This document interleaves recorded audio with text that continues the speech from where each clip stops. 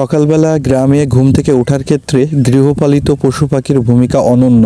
গোয়াল ঘর থেকে হাম্বা হাম্বা ডাক, মুরগির দেয়াল থেকে মোরগের ডাক, পুকুর থেকে হাঁসের ডাক আর গাছে গাছে পাখপাখালির কিচির মিচির মন ভুলিয়ে দেওয়ার মতো। এক সপ্তাহের ছুটিতে বাড়িতে এসে সকালবেলা আপনা থেকে ঘুম ভেঙে যায়। অথচ শহরে সকালবেলা অফিসে যেতে অ্যালার্ম দিতে হয়। অ্যালার্ম বাজলেও ঘুম থেকে উঠতে ইচ্ছে করে না। কিন্তু গ্রামের ক্ষেত্রে ভিন্ন, পশু পাখির ডাকেই ঘুম ভেঙে যায়। এ এক অন্যরকম অনুভূতি। ঢাকা শহরে থাকতে থাকতে কংক্রিটের জঙ্গলে নিজেকে শহরের যান্ত্রিক রোবট মনে হয়। প্রকৃতির শান্তিতে বড় হওয়া মানুষ প্রকৃতিকে ভালোবাসবে, এটাই স্বাভাবিক। এ কারণে ঢাকা শহর যতই যাই হোক না কেন, আমি সবুজ প্রকৃতি, বিস্তীর্ণ ফাঁকা মাঠ এগুলো খোঁজার চেষ্টা করি। মাঝে মাঝে ভোরবেলা ঘুম থেকে উঠে ট্রেনের রাস্তা ধরে হাঁটতে বেশ ভালোই লাগে। যদিও শহর এখন আমার কাছে ভালোই লাগে, কিন্তু গ্রাম আমার কাছে সবসময় সেরা।